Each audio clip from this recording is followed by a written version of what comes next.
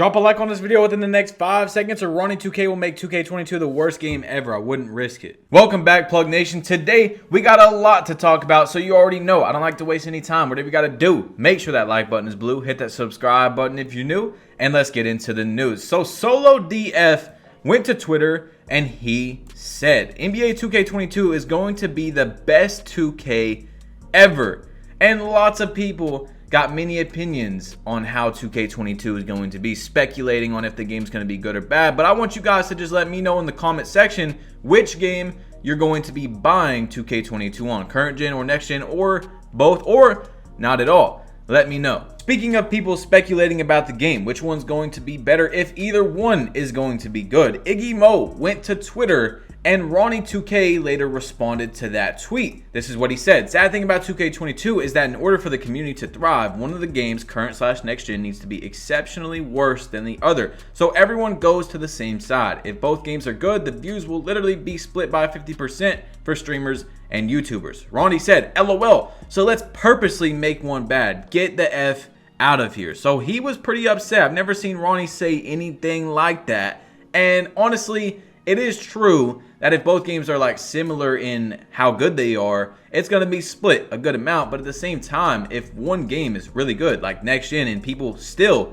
have less copies of the game, they are not able to play the game, as long as the game is really good, people are still going to watch it. So hopefully that's what we get. One of them. That's all I need, in my opinion, is one game that's good. It doesn't have to be the greatest 2K ever. It just has to be, in my opinion, better than 2K19 or 20 to be a pretty good year. Now, this guy said he isn't lying though. By having two completely different games, you're splitting up the player base. He said, we don't build this game just for our streamers. We build it for anyone who wants to play 2K and may not be able to jump to next gen. We are going to put in our best effort on both. So I like that he said we're going to put the best effort in, and I do agree with him. 2K, like I've told you guys many times, Agent has said it as well, they don't need us content creators. They don't need us streamers. Yes, if we're liking the game, enjoying it, we're giving the game good reviews, it's going to make them more sales. So they do want to keep us on their side. That's why they have logos and stuff, so people don't talk bad about the game. But they don't need us. If you took together every single person that follows content creators like me on Twitter, or streamers on Twitch, or watches all of YouTubers' content on YouTube, it would probably be less than about 10% of the 2K community. The rest of them, Play Now players, my GM, my team, they don't watch YouTube videos. So a high percent of the community is not going to affect their sales really. You see what I'm saying? And they don't really need to cater towards us. It's the sad truth, but you got to hear it. You know what I'm saying? I don't necessarily always say things that you want to hear. I say things that you need to hear. It's a lot different. So the next one is Young Dirk, who said, I still don't understand why 2K is making a current gen and next gen, two different games. Ronnie responded with, we are setting stage to innovate for years to come. Current gen is capped in terms of memory, so we're setting stage for console most will have in years to come. Can't punish those who have it this year with limit on stock. So we are going to put great experience out there on both. Now, you guys know how I feel about it, how many people in the 2K community feel about it. To me, the views don't matter. When I'm sitting here and I'm thinking about the worst things that come out of 2K making two games in 1 year, it's not about the views. I've told you guys, it's about 2K having to make two different games, completely different. Then they have to continuously update two different games and keep it fresh.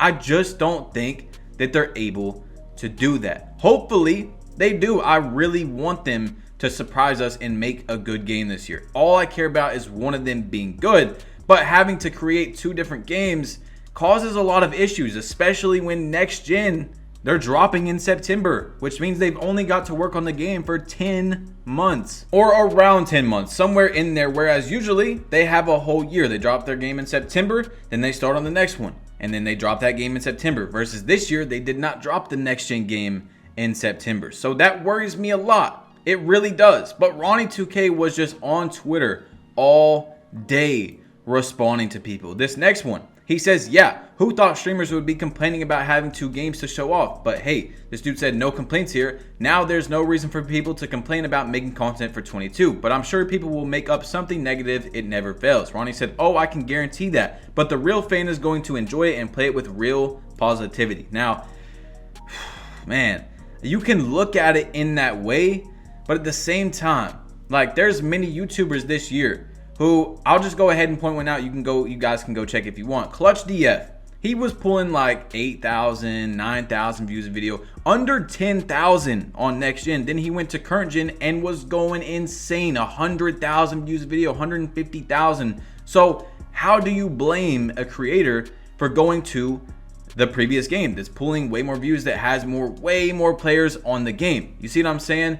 And at the same time, I still don't think there's enough people that have next generation consoles. I'm not saying the people that have bought a next generation console shouldn't be able to experience the next gen experience, but like we seen with this year, remember 2K21 next gen was playing at 60 frames per second. There was almost nothing in the game that was a quote unquote next gen experience except for the loading times. That was the only thing. So if 2K does bring a next gen experience with the game, I won't be mad at that. But if it's 60 frames per second again, and Mamba mentality doesn't work the first 2 or 3 weeks, and it's playing it actually 20 frames per second and super laggy, then I'm not buying that. You know what I'm saying? I'm not buying that you guys made 2 separate games so that you can give people the experience when they're not even getting it. You know what I'm saying? They should be maxing out the specs of the new consoles in order to really give people that experience. Are they going to do it? We have no idea yet. Then a YouTuber named Zach said, will this be the last year that you focus so heavy on the current gen games? Ronnie said, let's see what happens in terms of people that can get a next gen console.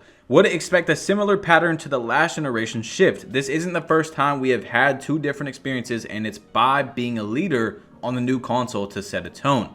Well, Ronnie, we all know that this game 2K21 Next Gen did not set a tone. Hopefully 2K22 does. I'm not doubting you guys that you're going to be able to make something on the next gen game that's better than 2K21 Next Gen.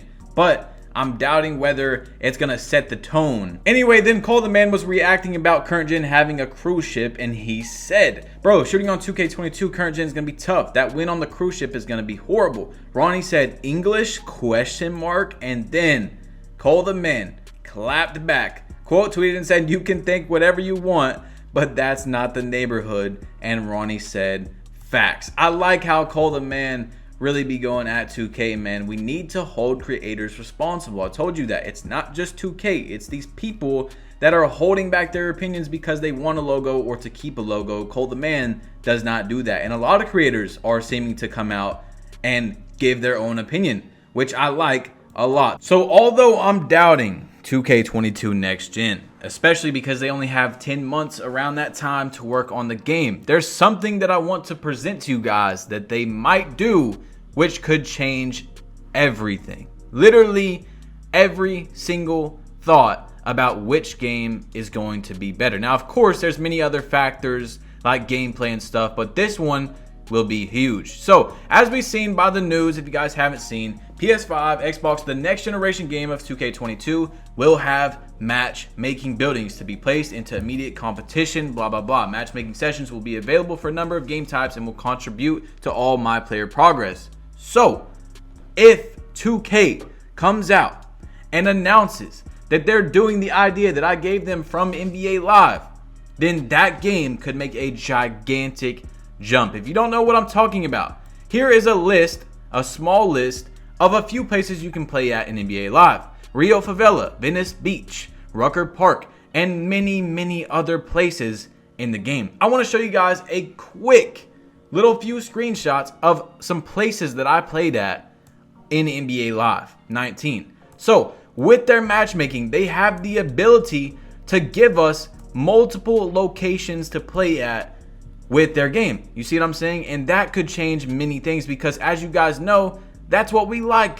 We like different scenery. It's gonna make for much better content and everything on top of that. You see all these places that I played at in just a few number of games. There was very few times when I played NBA Live that I played in the exact same place. Almost every single game was in a different location with different colors and brightness and scenery. And that's something that if 2K22 Next Gen has, could be a game changer. That's an amazing thing for content, and not just content, but keeping people from being burnt out. If you're looking at the same thing every single day, you don't like that. That's why a lot of people didn't like 2K20 straight because it had the same park as 2K19. I told you guys before, I think that 2K20 could have probably been one of, not the best 2K of all time, but one of the best 2Ks ever if it had new level rewards and a different park. It was simply because of two things right there that people really disliked the game. They gave a lot of points off their review just because of that. If 2K22 Next Gen has that, of course it still matters what the gameplay is like. Which gameplay is going to be better? Which builder is going to be better? But that is a gigantic step in the right direction that 2K could announce soon. Well, 2K dropped news for 2K22 on Tuesday, and they haven't gave us any news for the rest of the week. I honestly thought that they were going to give us something. It's kind of weird in my opinion that they dropped news on Tuesday and then just didn't, drop anything else, but it was gigantic news, and it's also still July. So what I'm thinking is 2K might be wanting to drop one big thing a week. I don't know. We're going to see next week. Obviously, they're not going to give us nothing next week, but at the same time, we were all prepared for the first news to be screenshots of LeBron James and all these, nice players like 98 overall, 97 overall, KD, Steph Curry, stuff like that. And we got not only that, but a lot of news about the game, about the current gen having a cruise ship, about 2K22, the new city, about matchmaking. They gave us something that we were not prepared for at all. So hopefully next week we get something that's even better. I don't know. Anyway, it's your boy Matchplug. You've been plugged in. Leave your opinions down below. All right, drop a like if you haven't yet. Hit that subscribe button if you're new. And I'm out. Peace.